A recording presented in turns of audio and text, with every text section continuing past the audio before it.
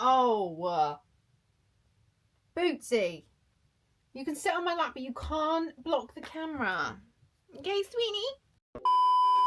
It is the end of November, so it's officially fa la la la season, even though my fa la la la season starts in November, because I do like to drag out Christmas for as long as possible. Because when you think about it, when you get to December, you've got 3 weeks.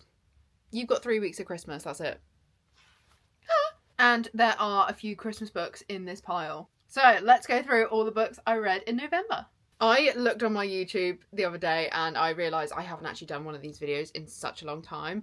And they are one of my favourite videos to make, so I'm making sure I fit the time in to do this one. Okay, so in October I started my Devil's Night journey. I didn't manage to read them all in October, so we did kick off the month with Kill Switch. If you don't know this series, it's a dark romance.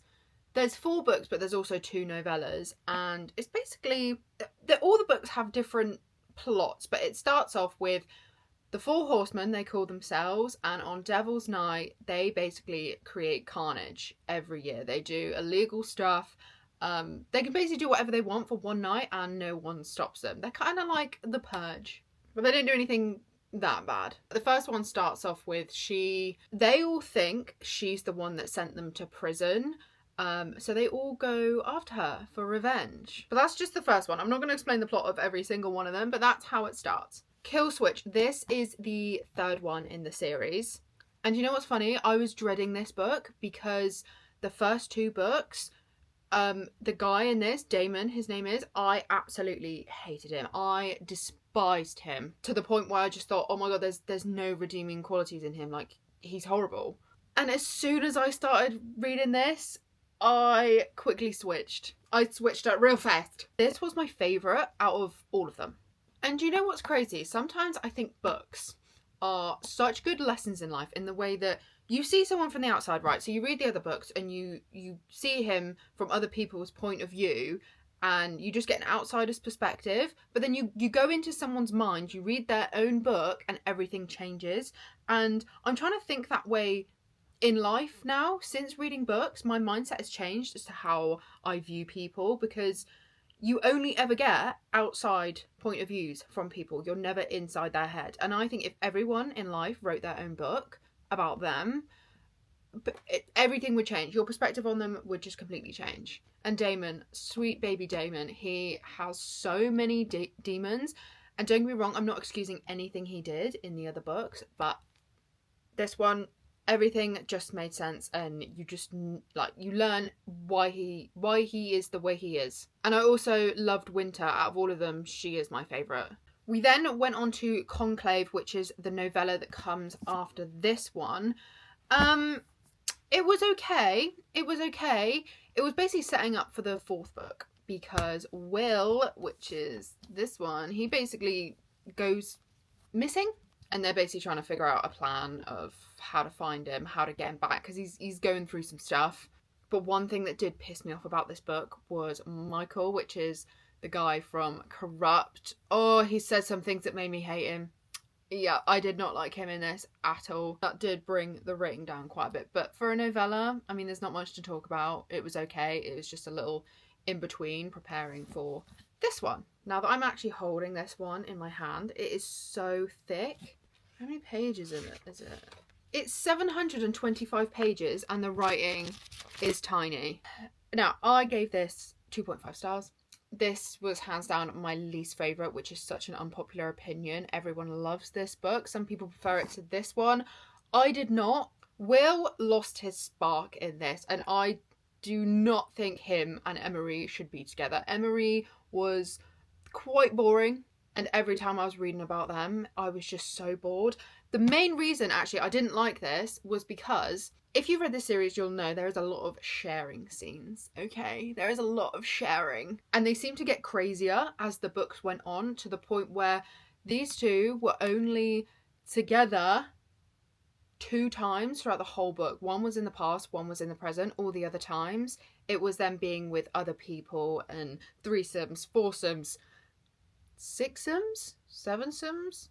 I think that's just called an orgy. But yeah, it got to a point where I was like, look, I get it. You want to be with other people at the same time, but I just cannot root for you at this point. I just did not care about them as a couple at all, and I found the story quite boring. Now that I'm thinking about it, I do think 2.5 is actually quite generous. It's probably more like a 2. I didn't hate it by any means. I was just bored. And you know how, like, it's been done so many times in previous books when there's always like a funny MMC, and this was Will. In the other ones, he had his own personality, and then it got to this one, and then suddenly it was like he lost everything about him. And I know he was going through a tough time, so that probably has something to do with it, but it was just like, it was just a completely different person. It was a completely different story.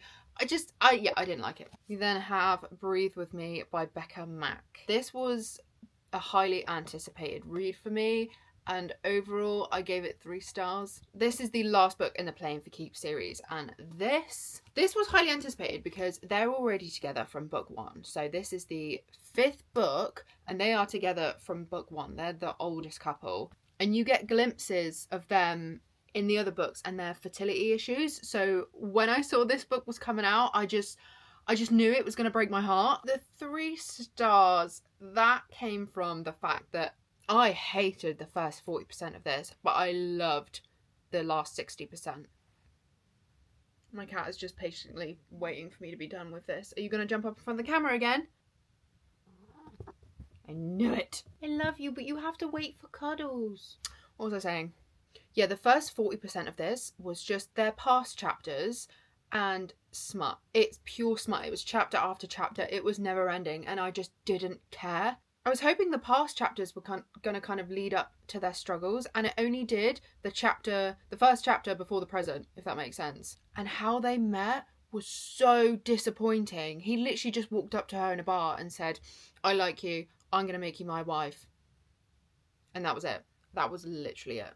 It was so anticlimactic, and I was just thinking, all those smut chapters in the beginning had such potential to be such a good, like, way of them to meet. I'm so not good with words, but I just think the smut should have been just taken out and just put a more meaningful story as to how they met. But the last 60% and reading their fertility issues, oh my god, I cried so many times. My heart broke for the both of them, and seeing what they went through, it was horrible. But I do think it's a very important story to tell. And I didn't like the end bit either. I didn't like the end bit. After all they went through, and then they kind of got their happy ever after, and then they got a further happy ever after. I actually didn't like the further happy ever after. I'm really trying to say this without giving away any spoilers, but I just didn't like the end bit. I just thought, I think it would have been more meaningful if they left that bit out. If you've read it, you might know what I mean. I was slightly disappointed with this, but there was a good chunk of it that I did love. Oh my god, I've just realised I forgot a novella. So, after this one, after Nightfall, we've got a novella called Fire Night. I can't believe I forgot that. I think I gave this 4 stars. I loved it. This was like a festive type novella. It was set around Christmas time, and it was them with all their kids, and something happens with the kids. A big drama happens, and it was just like, I can't remember how many pages it was, but it was a whole novella just filled with drama, and I love that. I love the fact that it wasn't just one massive epilogue. It was the consequences of what they were doing in the whole series has led to, it affected their children. And after all they've done in the books, I am not surprised it affected their children. But it was really good. It was really fast paced, and yeah, I definitely preferred it a lot more to this, which I don't know what that says, but it says a lot. Okay, now we're back on track. So the next book I read was The Gingerbread Bakery. This is part of the Dream Harbour series. This is the 5th book in the series. This is the book that everyone was waiting for. This was Annie and Mac's story, and again, Christmas! So technically this is my second Christmas book because Fire Night was kind of festive. Annie and Mac were talked about so much from book 1. This was very highly anticipated, although I read the books.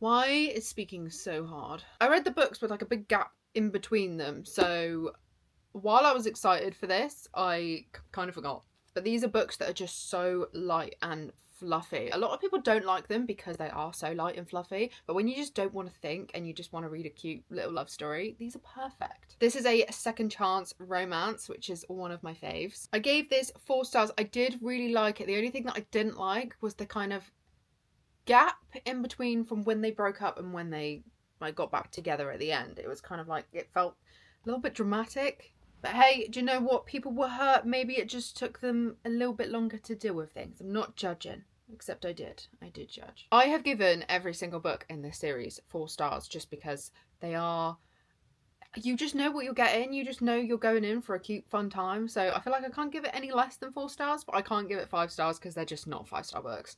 But they are very, very fun and very easy to read. I then read Sky Shade. This is the 3rd book in the Light Lark series. I kind of made a mistake with this because I read, where is it?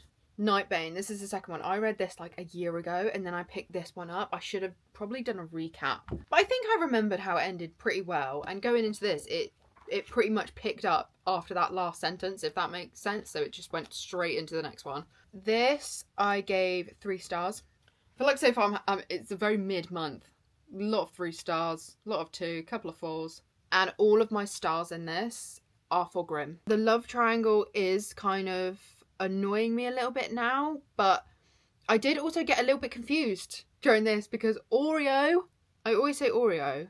TikTok did that to me. I kept seeing people call him Oreo and now I can't stop calling him Oreo. His actual name is Oro, but I have never been team Oro, but he was saying stuff in this that just made me panic. Don't get me wrong, I'm still Team Grimm 100%, but I do not know how this is going to end nicely because I actually do feel bad for Oro now because she is just, it's 3 books and she still hasn't made up her mind about who she wants. I have pre-ordered the 4th book and that comes on December 2nd.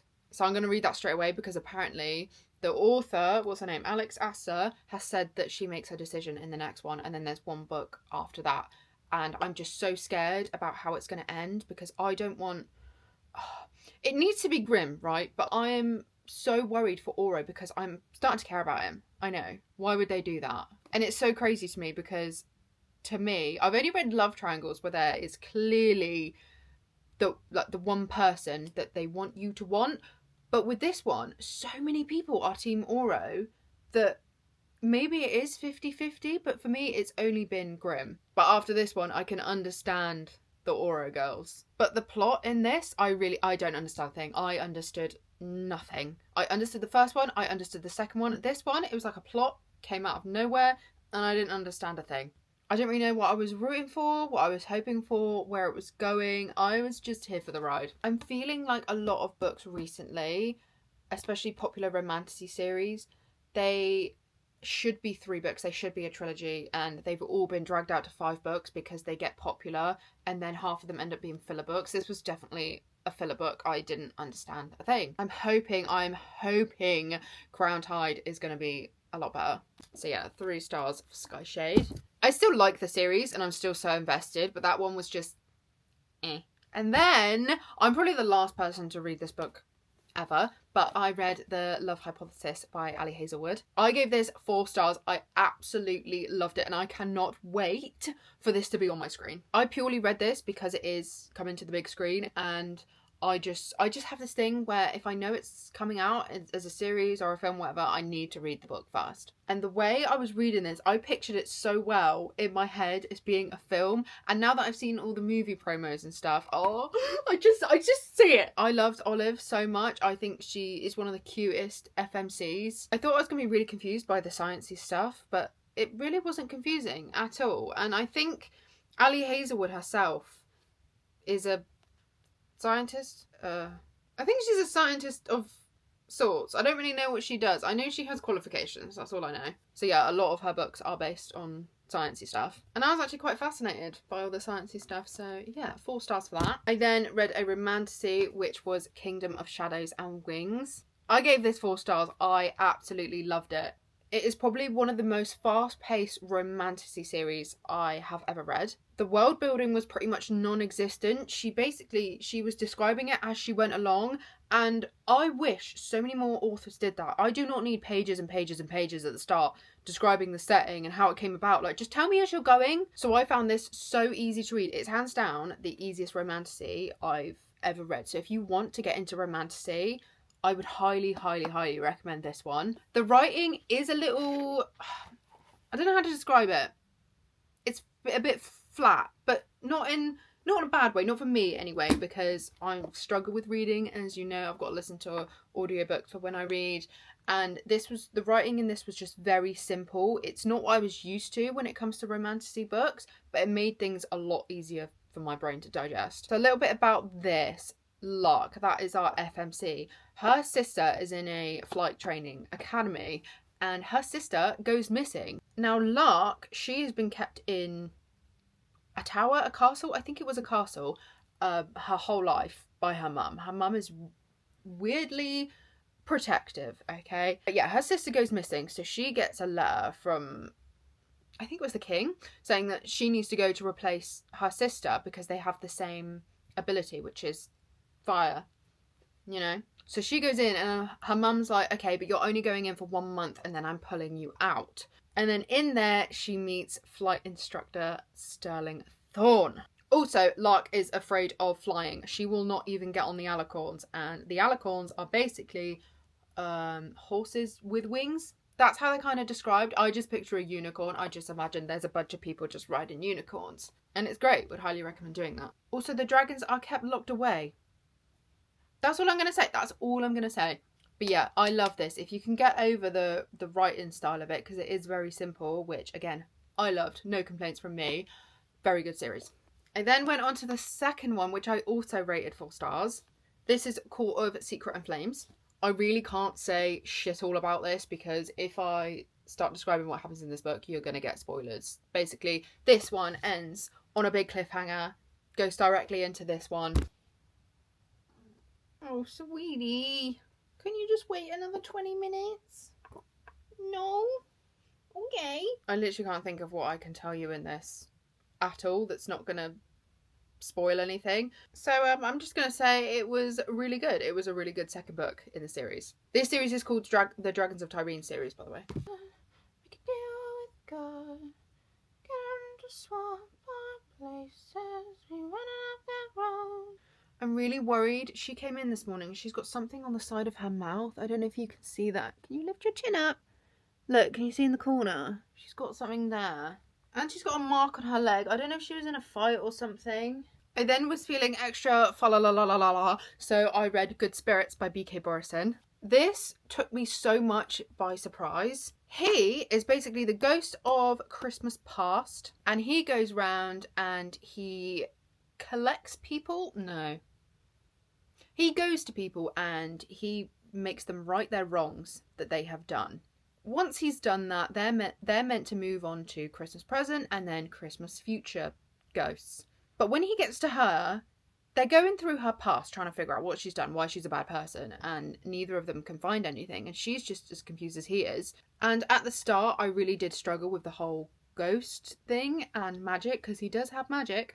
And he does special things with his magic. It's great. But after kind of getting over the whole ghost thing, I love this. I love this. I gave this 4 stars. It was so sweet. It was so wholesome. And again, you know it's a good book when it plays like a film in your head. This plays like a film. I want to see this. This was just so sweet. And also it set up really good for the next book, which is going to be Grim Tidings. Because in this, basically a Grim Reaper goes missing and they don't know where he's gone. Or she. It might be a she.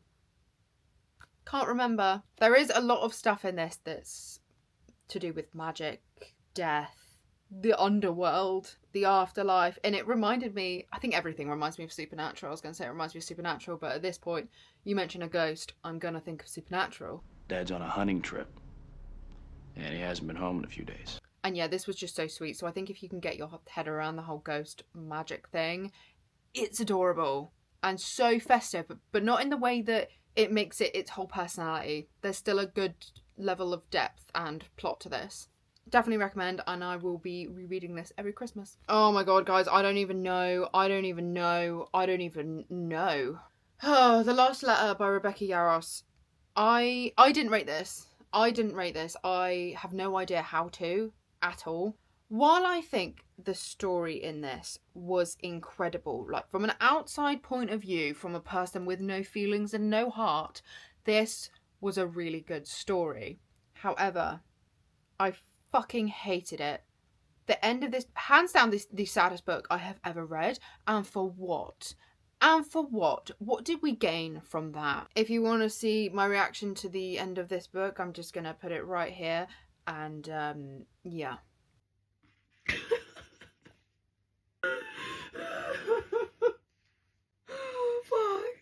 I was sobbing for a full hour. It just didn't end. It kept getting worse and worse and worse. And what really annoyed me is there was a happy ending. The whole book is sad. There's sad stuff going on all the time. And then we got to the end and there was a happy ending. But it wasn't the end. There was another 40 pages of pure pain. So if you want to feel good, happy, fun time, no, not this one. I knew it was going to be sad. I knew it was going to make me cry. I did not expect this level of evilness. Yes, I get the message that this book sends at how, you know, life happens. People, I can't say anymore. But I would not recommend this to anyone. I would not recommend this book in general. Like I said, I think the contents of it, 5 stars. How I felt when I was reading it and the end, 1 star. I just cannot rate it. It just is a book that I read. Moving on. And finally, I did a reread of My December Darling by Lauren Asher. This is only a novella, but it's not a tiny novella. It's got like 250 pages. I read this last year and I absolutely loved this. I gave this 5 stars last year. I reread it. I gave it 4. I think I was being very, very generous with my 5 stars last year, but it's still really good. And again, it's not a Christmas book that just bombards you with pure Christmas. There is other stuff going on, and it's set between Christmas and New Year's, so it's very, very festive. This is the only book I've actually read by Lauren Asher, so let me know if I should read her other books, if you have any recs that you think I might like. Luke Darling is one of the sweetest men ever, and yes, that is his real name. His last name is Darling, and he's a nurse or a doctor. No, he's a doctor because they call him Dr. Darling. And he is just so sweet. He waits in line for 10 hours to get her a Lego set for them to build together. Now, I don't like Legos. I don't participate in that, but that is so sweet. Her grandmother also passed away, and she always made, I can't remember the name of the dessert, but basically he went and studied like the dessert and perfected the recipe and made it for her. He's just adorable, and if you do just want a quick small Christmas read, highly recommend this. 4 stars. And that is all I read in November. I'm going to reach this without disturbing my cat because she's on my lap. I've just started The Defender. Now I am actually filming this a couple of days before November actually ends. That's because if I don't do it now, I will not do it. This is the second book in the Gods of the Game series. I read The Striker. I did not like The Striker, but I'm already 3 chapters into this and I already prefer it. So hopefully this comes through. So if I finish this before November, I'll just put it in December's read and wrap up anyway. I only have 11 books on my physical TBR and I go to Thailand in January, so I will not be buying any more books until I'm back from Thailand. So from now on, I think it's going to have to be a lot of Kindle reads and not physical reads, which makes me very, very sad. And as much as I want to read just Christmas books in December, I will get bored very, very quickly, so that will not be happening. I'm a mood reader to my core, so I will try and do a December wrap up as well, but please don't hold me to that. Let me know if you have any book recs as well, because like I said, my TBR is very, very low and I'm not much of a Kindle browser, so I only really rely on my physical TBR for inspo. So if you have any recommendations, drop them down. Look how cute my Christmas cup is. I've had this for 3 years now, but it's still my favourite. It's from Miyoki. I don't know if they still do them, but I love it. Also, if you have any more ideas for YouTube videos, also let me know. I said also twice in the same sentence. because YouTube I find so hard thinking of content. TikTok, absolutely fine. I just think of whatever comes to my mind, but I don't know what it is with YouTube. I just don't think. A couple of people have said Vlogmas, but I have absolutely no idea how to do that. The only person that I've seen do Vlogmas is they film themselves every single day in December and upload it every single day. And I'm not gonna lie to you guys, I think if I did that, it would be so boring because I don't have the money to go out and do Christmas, festive, fa la la la things every single day. It would just be me reading in my room, making a coffee, making lunch. It would be so boring. So I feel like I just can't do that. But if you have any other ideas, I'm all ears. Oh, she's a rhymer. Anyway, right, I'm gonna shut up now. Thank you so much for watching, and I will see you in the next vlog.